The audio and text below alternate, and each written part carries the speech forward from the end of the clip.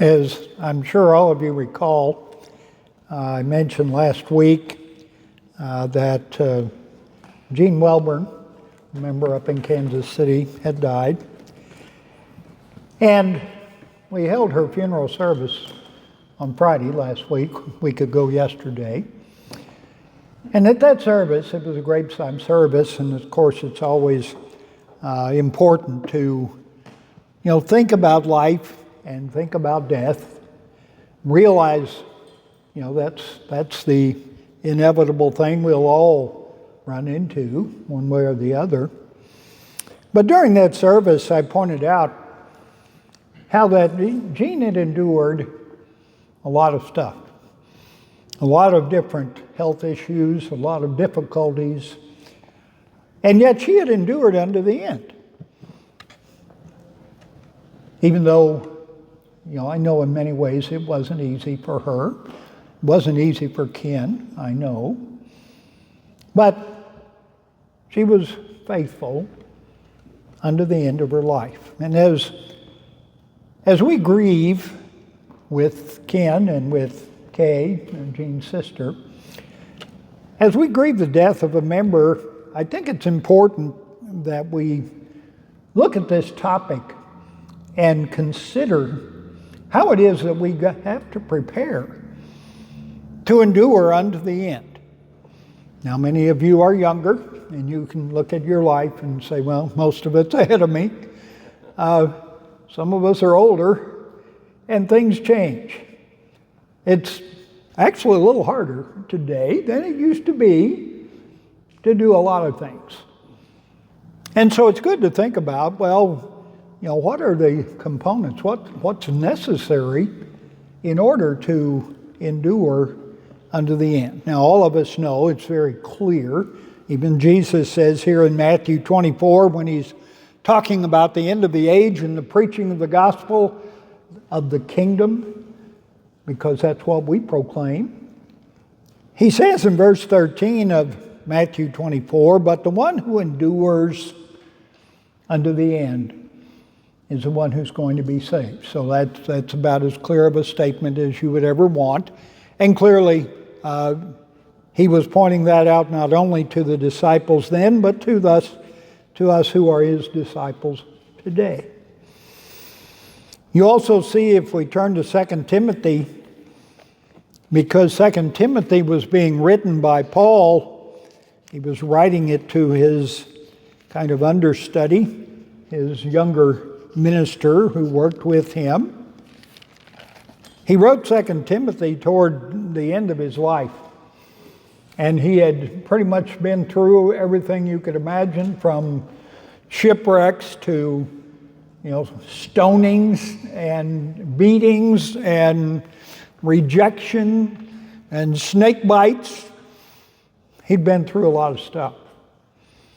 But here in 2 Timothy 4, he says, as for me, in verse 6, I am already being poured out as a libation, and the time of my departure has come. So he was looking back on his life. He knew what he had been through. He knew inevitably, his life would end. But he says in verse 7, I have fought the good fight.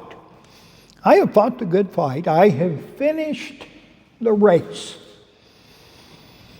And I have kept the faith.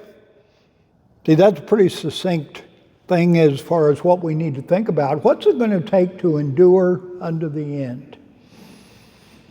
Well, we're going to have to finish the race. That's what, actually, Mr. Dowd mentioned that whenever he spoke here last year, whenever he was here.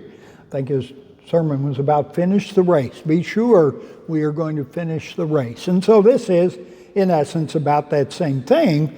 But Paul said, I've fought a good fight, I've finished the race, I've kept the faith, and from now on there is reserved for me a crown of righteousness, which the Lord, the righteous judge, will give me on that day, and not to me also, but also to all those who love his appearing. We were talking about that earlier. We would love for Jesus to return. We would love to be born, to really be born into the family of God, to take on that heavenly image. And you also find here in Hebrews chapter 6,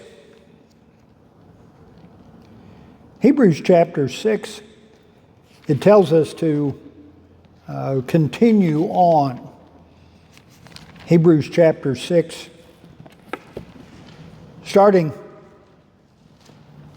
in verse 10, Hebrews 6 verse 10, for God is not unjust. He will not overlook your work and the love that you showed for His sake in serving the saints as you still do.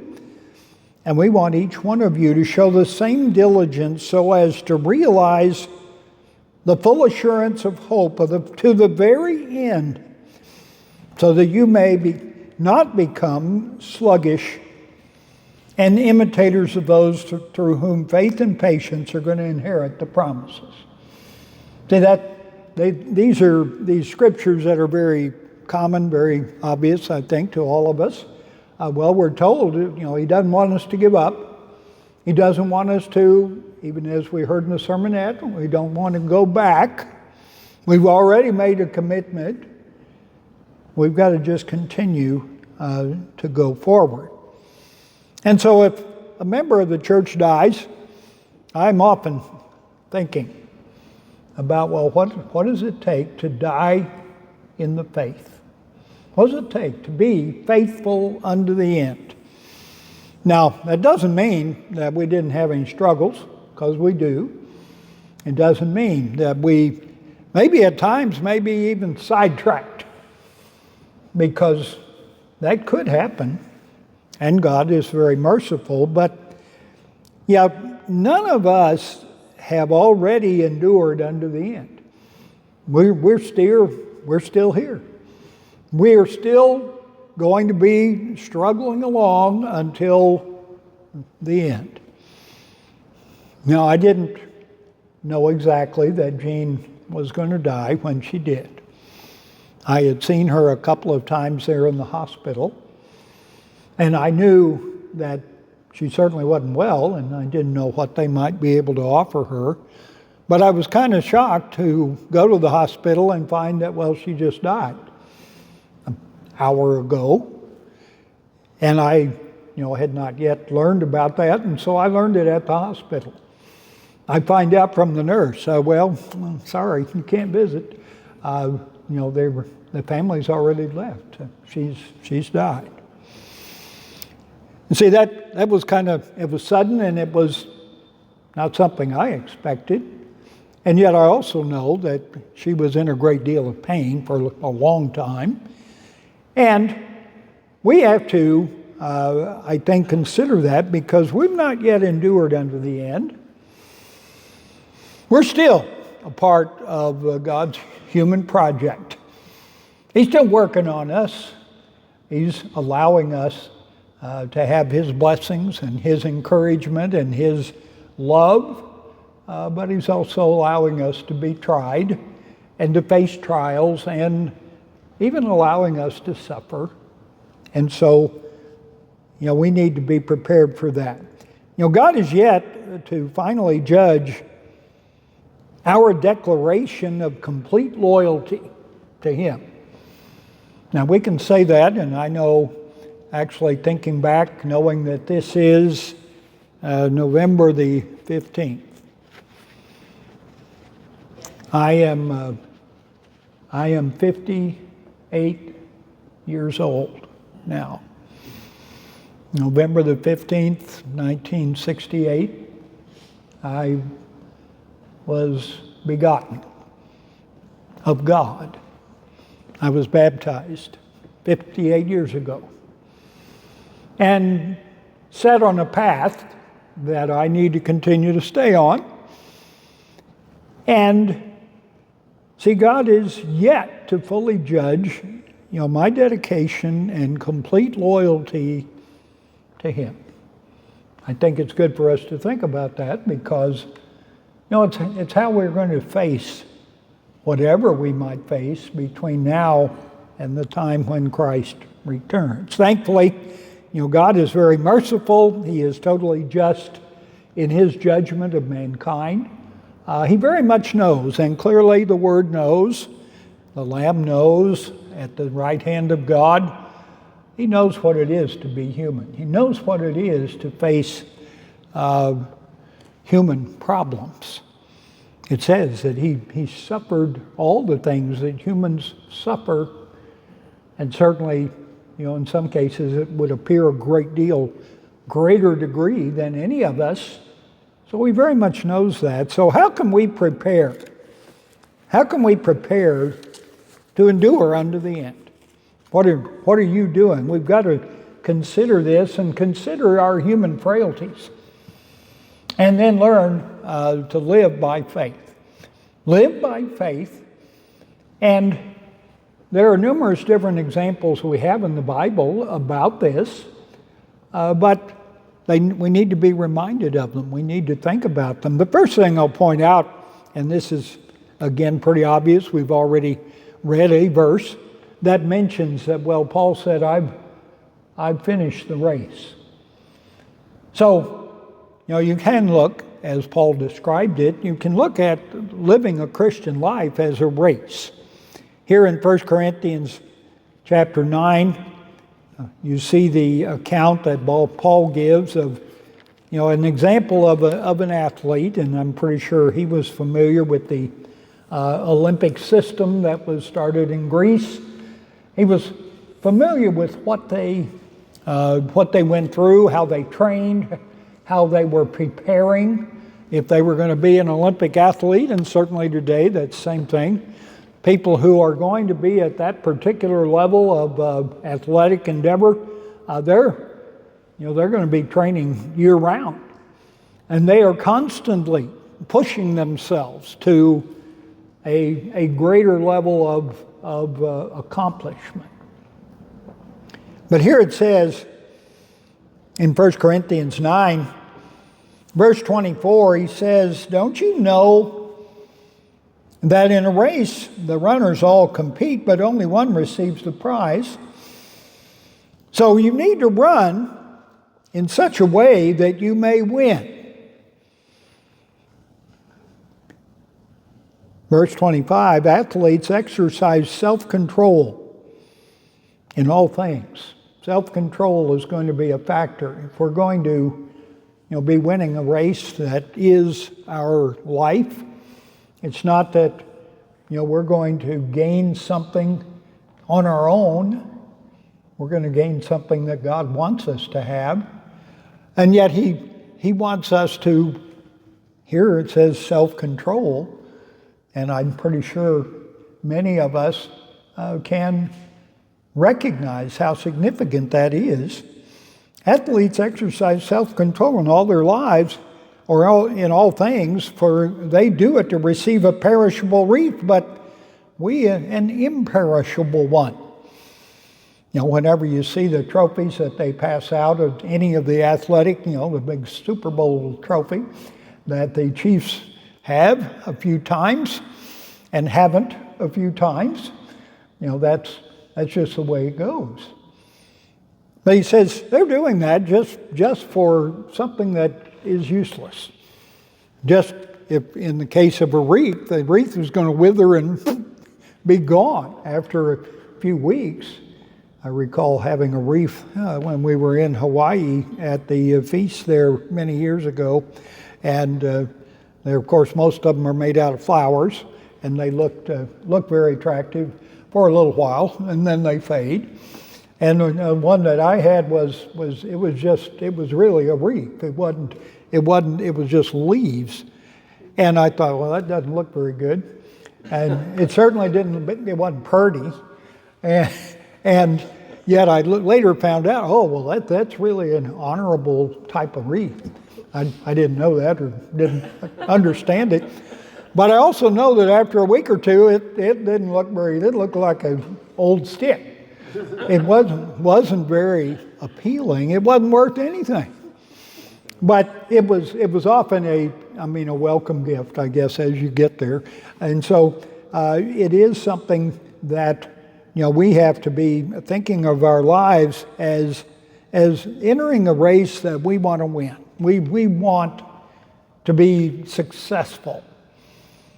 And so he says self-control is going to be a part of that. So in verse 26 he says, I don't just run aimlessly, nor do I box as though beating the air. But I punish my body and enslave it so that after proclaiming to others, I myself should not be disqualified. See, that was what Paul said. That's what he thought. That's what he taught. It was pointing out that not only everybody else needed to do this, but he needed to do it. And he needed to continue to do it. And of course, there are different kinds of races, and there's actually different kinds of preparation. If you're a short distance runner, for the 100 or 200, I don't know what all of them are anymore, those would be very short races. And they're over in about 10, the 100's over in about 10 seconds. But if you're a marathon runner, then you've got a 26-mile course. And you're probably going to need some reserves. You're going to need to be refueled along the way. You're going to need to have a determination that you can achieve that. So, being a long-distance Christian runner, I think is certainly the type of mindset we ought to have. Sometimes you have a lot of athletic slogans that deal with perseverance or, being being on guard all the way up to the end. And often in baseball or basketball and basketball and football games, you've got a clock, and how well you manage the clock sometimes is important. But in baseball games, you don't have a clock. You just have, till the last out, and you don't even know when that would be. Here this past year in the World Series, they had a game that was 18 or so innings long. It was twice as long as it should have been, but it wasn't over until it was over. It wasn't over till it was the last out occurred.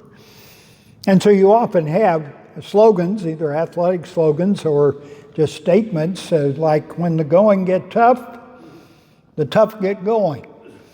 Or winners never quit and quitters never win.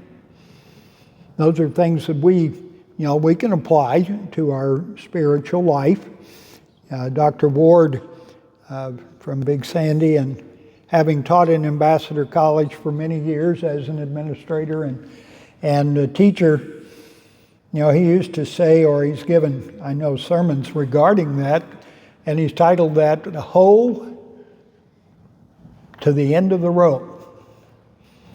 Now, he understood what he was talking about. I don't know whether all of us do. I actually do. Because, my dad had this little plot out by our house. He called it his garden. It was about 1.5 acres. And we thought, what? This whole big, huge field, and we're growing some vegetables, but then just rows of watermelons or other things, peanuts and other. You had to hoe often. And so, he often described, enduring unto the end involves just hoeing to the end of the road. Don't quit in the middle. And that clearly, is perhaps the first thing I'll mention about just, the race of life. We want to be a long-term, long-distance Christian runner.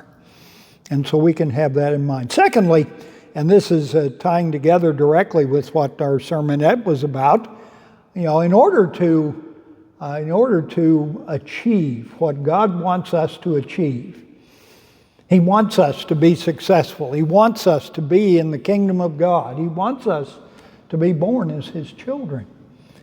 There's got to be a commitment there. And that, of course, goes back to, when did we make a commitment to God? When did we make a covenant with God? I just mentioned that 58 years ago today, I was baptized. I still remember that. I remember it every year. I remember it even often during the year. Because it was it was a notable change of wanting to get rid of everything of the past, and I certainly wanted forgiveness, and be able to be refreshed, be forgiven, and be helped by God to be successful. Back in Psalm chapter 50, you see that described in a way that is, I think, notable. Because here in Psalm 50, this is a psalm that often is referred to as a thanksgiving psalm. It refers to, the offerings we give to God and giving Him a sacrifice of thanksgiving over in the latter part of it. But what I want to read here in regard to just the type of commitment that we have made to God, it starts here in verse 4. It says, He calls to the heavens above. He calls to the heavens. He calls to the earth that He, talking about God, the mighty one, that He may judge His people. And so as we made a commitment to God, as we wanted to have that relationship with God and help from God, we were entering into a covenant. A covenant that's described here in verse 5, gather to me my faithful ones who made a covenant with me by sacrifice. See, we may not have thought about our baptism, our commitment to God that we were making as a covenant, but it was. And here he describes it as a covenant of being willing to sacrifice, and as our sermonette pointed out, sacrifice everything. Sacrifice everything for what God has offered to us. And he says in verse 6, the heavens declare His righteousness, for God Himself is the judge. And so, we want to recognize if we're going to endure unto the end, then we've got to not only understand the race we're in, we want to comprehend the covenant. I think of what Jacob went through. You have clearly examples of Jacob, David, Abraham, and others, and what they went through. It wasn't all easy. A lot of it was very hard. If we look back at Genesis 32, I think it is.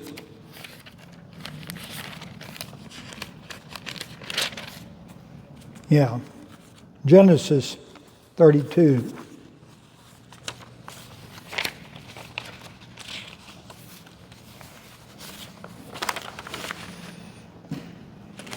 What was it that Jacob at this point, and of course his name was later going to be changed to Israel, what was it that he entered into here in verse 22? Genesis 32, verse 22.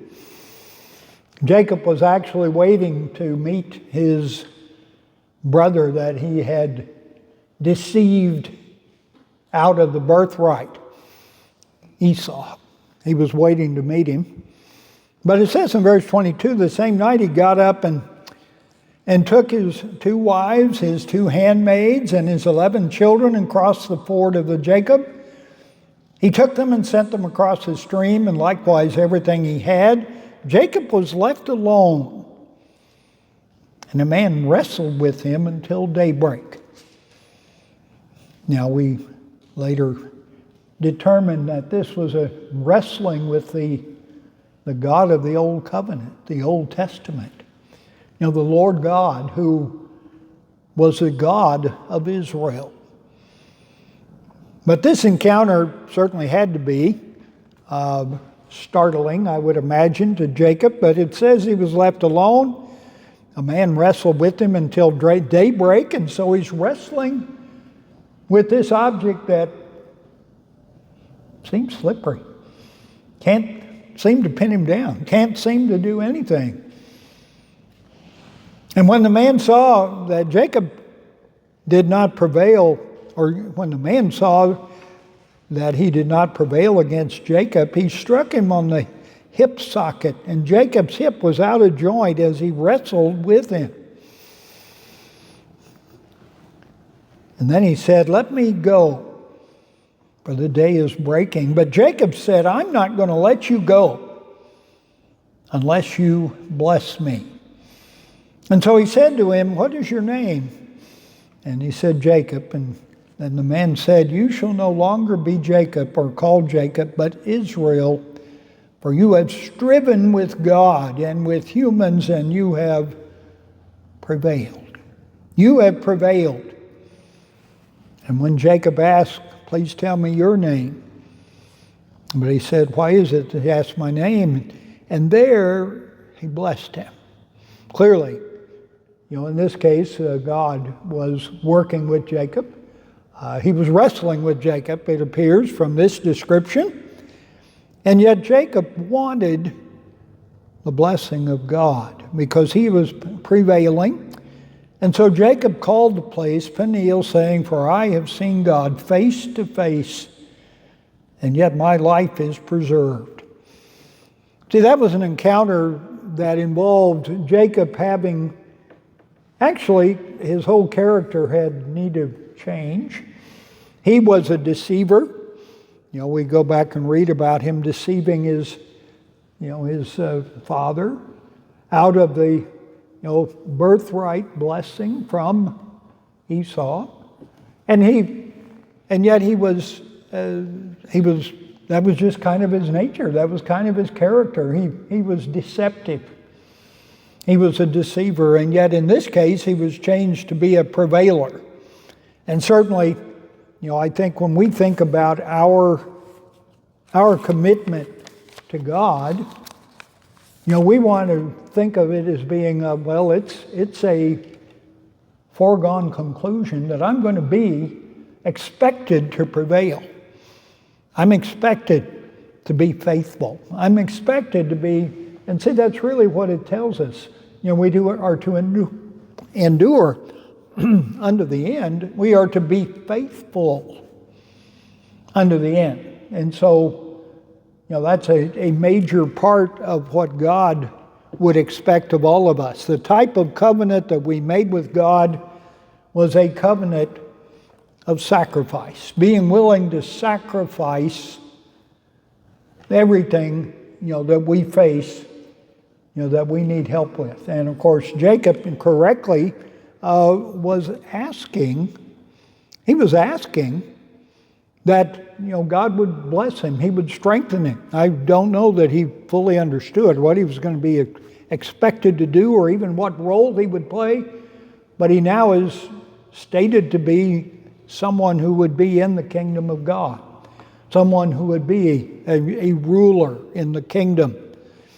And so you have those kind of examples, but we have to apply them to ourselves. We can't just say, well, that's what he did. He wants us. He wants us to be a prevailer as well, and then understand our commitment to God in that way. The third thing that I'll mention is clearly that in order to ever receive the prize, in order to receive the prize that God holds out before us, He's going to allow us to go through this physical existence. It can't be done any other way. Here in 1 Corinthians 15, you've got a section that is, I think, just beautiful because Paul is describing the resurrection, 1 Corinthians 15, and he's describing the resurrection. He points out a number of different things that are very meaningful. But the part that I want to focus on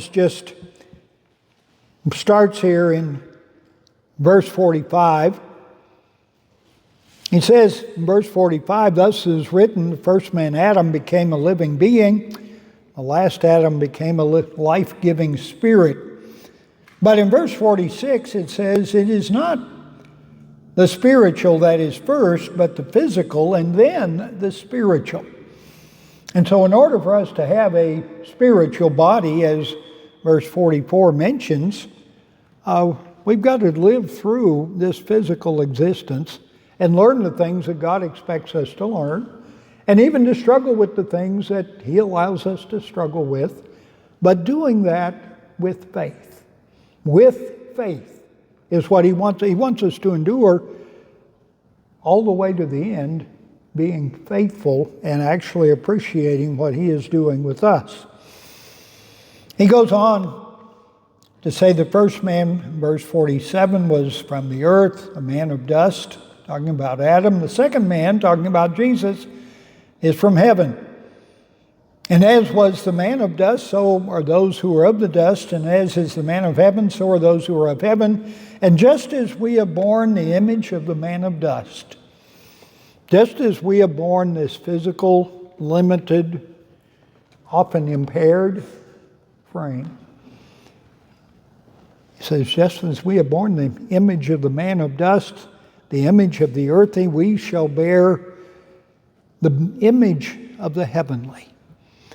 So he's pointing out that enduring under the end of the age is often going to be enduring or suffering the challenges of aging. I think many of us realize that, especially as we get a little bit older. We are wanting to endure unto the end and be faithful, but we also want our back to not hurt. We want our nerves to not be frazzled. We want our memory to improve some. I certainly do. I'm finding, it seems like each year, less and less that I thought I knew, and more things that I can't remember, or I know what it is, but I just can't bring it to mind. I can't think of it. And yet, clearly that's described here in Ecclesiastes, and it's good for us if we're going to prepare for what we should expect. Well, then he tells us here in Ecclesiastes 12, Solomon was given wisdom from God. I don't know if Solomon was writing this from experience, or at least he's writing this at least with God's wisdom. I don't know if he had all that experience, although he did have great experience in many areas. But here he says in chapter 12 that God is describing the challenges of growing older.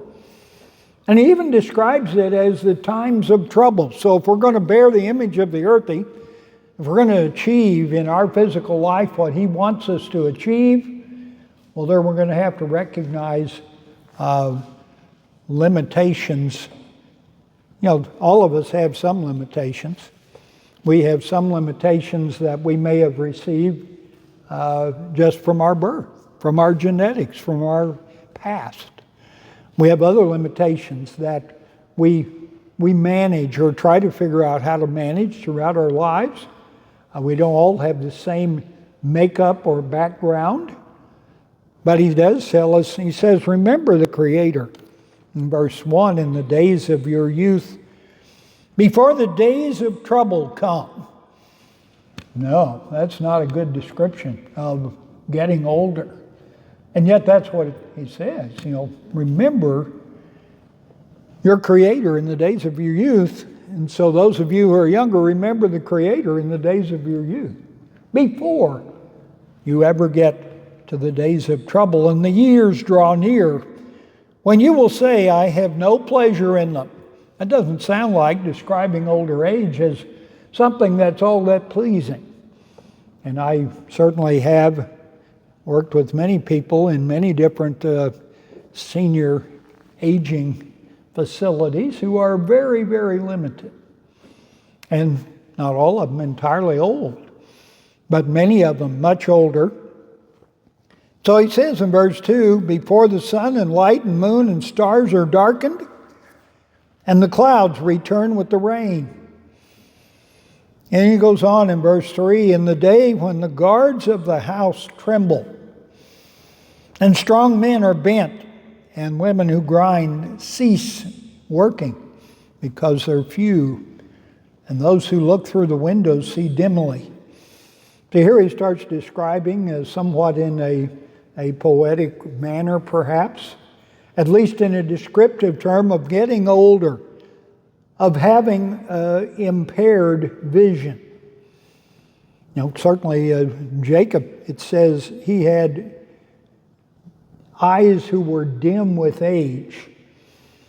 See, several of us wear glasses. That's a blessing to be able to fix that. I don't know how long that's been around. I don't know if that's always been around, but I don't think so. It's something that more commonly we are able to use today. And then, of course, there's a lot of different eye surgeries and cataract surgeries and things that we can use. But Jacob couldn't even tell, who his grandsons were. He couldn't tell the difference between Ephraim and Manasseh. He couldn't tell. And so, Joseph had brought them to him, and back in Genesis 48, we won't go to that, but he couldn't see well. He just couldn't see well, and that's what Solomon is describing when sight is impaired and when weakness overcomes us. And, again, I can identify with that because it seems that every little thing, that ails me, seems to be more exaggerated now than it used to be. Verse 4, when hearing is impaired.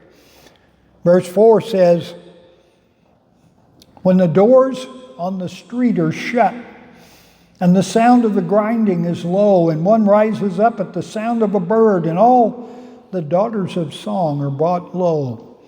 When hearing is impaired and when sleep is disrupted easily.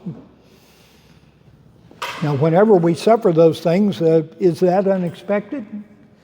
Well, if it is, then we're not reading what it says. He's telling us exactly what we may run into. And we want to endure to the end. We want to bear the image of the earthly so that we can bear the image of the heavenly.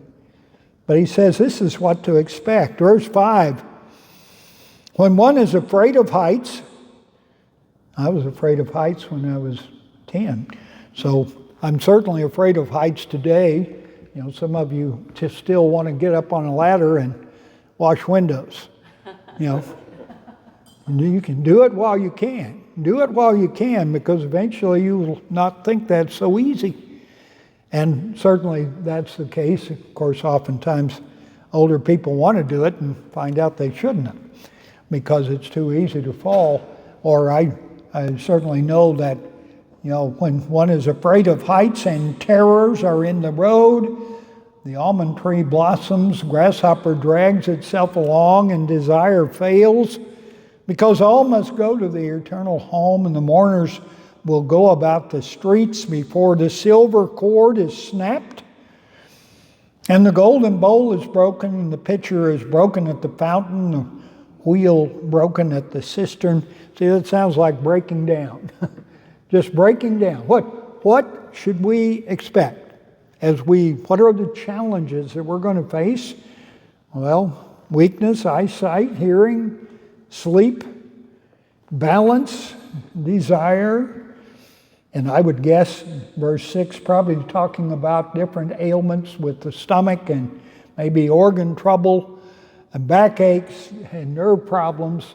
Again, that's what do we expect? Well, we might as well get prepared for that. Prepared for that and realize, even King David, who, certainly started off as a young teenager as he was caring for the sheep and eventually became the incredibly mighty warrior of Israel. And it was said that Saul has killed his thousands, but David his 10,000s. He was an incredible warrior. But later on in his life, he went out to fight against the Philistines, and he wasn't winning like he used to. It says in 2 Samuel 21, even though David was a mighty warrior, he would go out with his troops, and yet he would fail. Let's go back to that, 2 Samuel 21. 2 Samuel 21, this is describing some of the great exploits of David. But in verse 15 it says the Philistines went to war against Israel, and David went down together with his servants. And they fought against the Philistines, but David grew weary. Now maybe he didn't have a Snicker bar that day. I don't know. But that's the commercial we see today. It said David grew weary. And Ishababeth, or Banab, I guess, one of the descendants of the giants, whose spear weighed 300 shekel of bronze, was fitted out with new weapons, said he would kill David. He could see that David was weakened. He wasn't up to his usual abilities. But Abishai attacked the Philistine and killed him. But then David's men swore to him, "You are not going out to battle anymore, so that you do not quench the lamp of Israel." We can't protect you. That's what they were saying.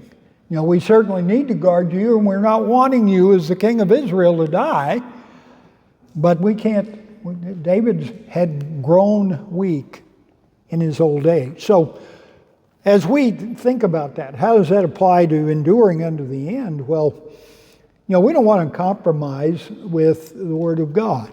We want to obey God. We want to serve God. We want to, try to do the things that we can do in order to achieve that. And so we have to learn to compensate in whatever way. And God tells us what to expect. We have to learn to compensate as best we can to be faithful and purposeful in this existence throughout the end. We read here in Solomon's writings again in Ecclesiastes 12, all these things that are going to break down. But then in verse 7, then the dust returns to the earth as it was, and the breath returns to God who gave it. See, that's the inevitable end for everyone. And so, how is it that I have to compensate? How is it that you have to compensate in order to have the mindset of enduring unto the end, no matter what you face? 58 years ago, again, it's when I was baptized. Physically, I didn't see many limitations. I felt fine. I was fine. I was able to do pretty much whatever I wanted. But that changes. It changes throughout our lifetimes and throughout the ups and downs of whatever we go through. And so we have to be able, having the mindset of enduring. See, really, enduring unto the end is a matter of our mindset. We start out being committed. We understand the race. We comprehend what it's going to take to finish that race. But with the obstacles that we face, then we have to make whatever compensation is required to remain faithful. One of the things that was mentioned at the feast, and I'll kind of conclude with this particular point, is that,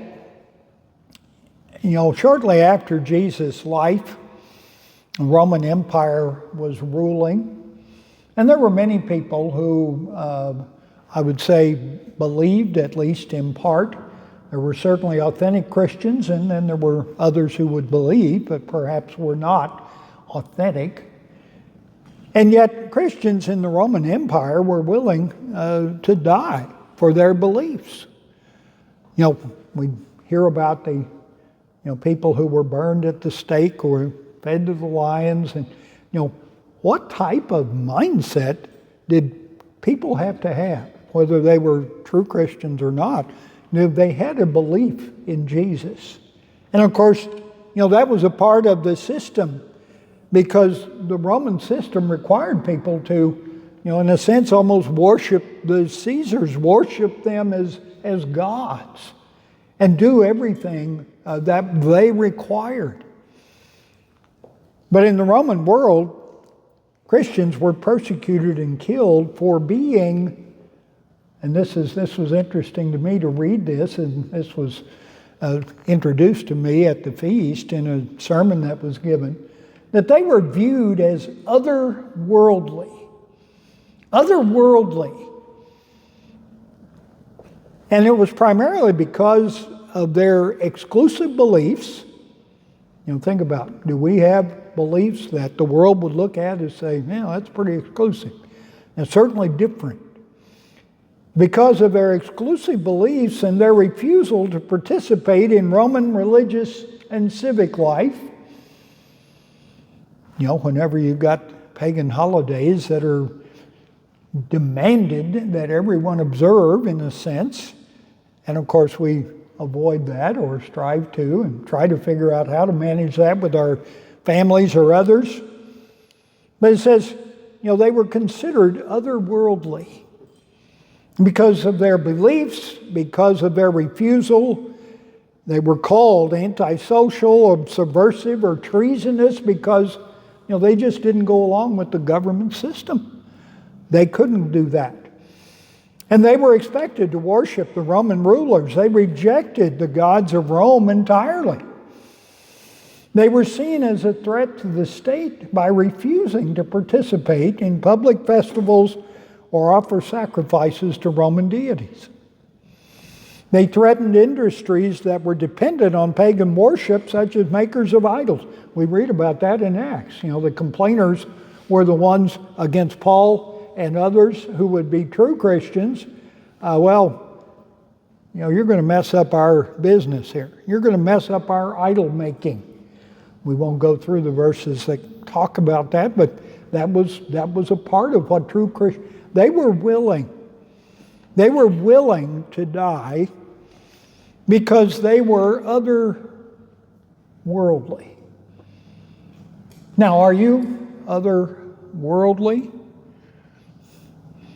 I think it's good for us to think about it in that way. I've not thought about it in exactly those words. But see, we proclaim another world.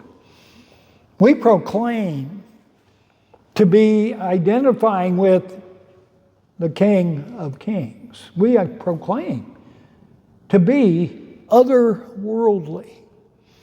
See, now we're told not to love the world, but of course that's talking about this world. And so we're not trying to love this world per se. We want to love the people, but we don't love their disobedience. We don't love sin.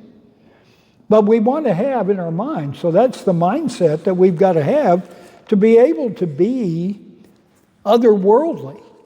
And yet, that's why many of them were put to death, is because they were considered to be otherworldly, out of this world to the world. And so we may not face that directly yet, but we will.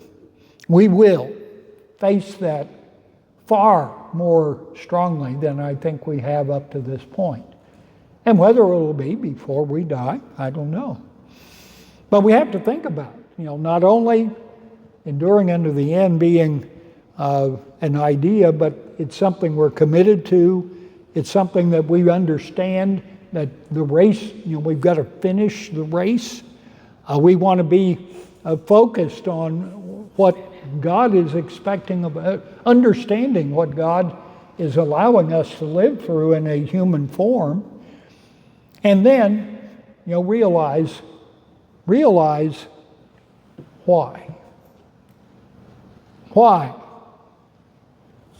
does God want us to endure to the end? Why is that important?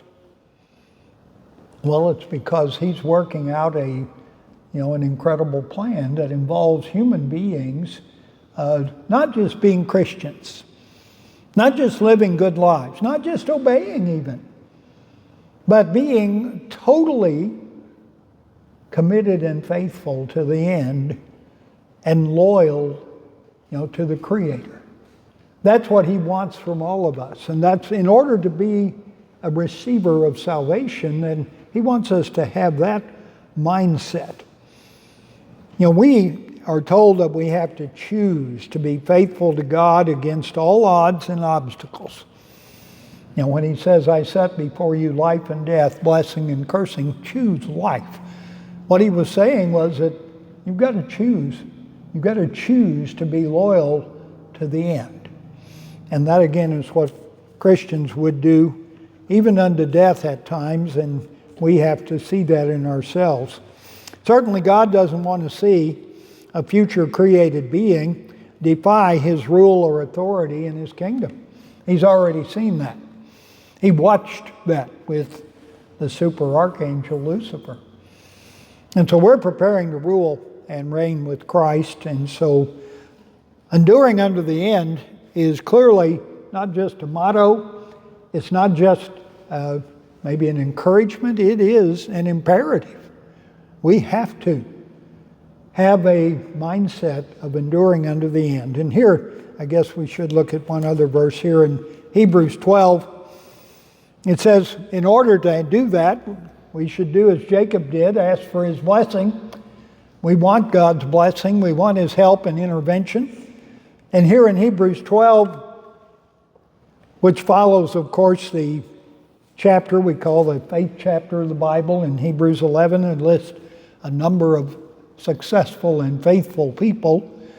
In order to be faithful, it says in verse 1 of Hebrews 12, since we are surrounded by so great a cloud of witnesses, let us lay aside every weight and the sin that clings so closely, and let us run with perseverance the race that is set before us. Verse 2, looking to Jesus, the pioneer and perfecter of our faith, who for the sake of the joy that was set before him endured the cross, disregarding its shame, and has taken his seat at the right hand of the throne of God.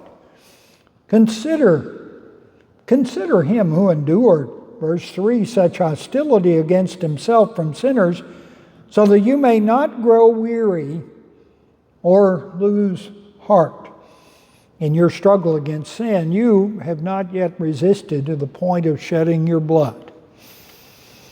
See, this is what we're told to do, to look to Jesus, to ask for help, to appreciate what he was willing to do for us, and then to fulfill the commitment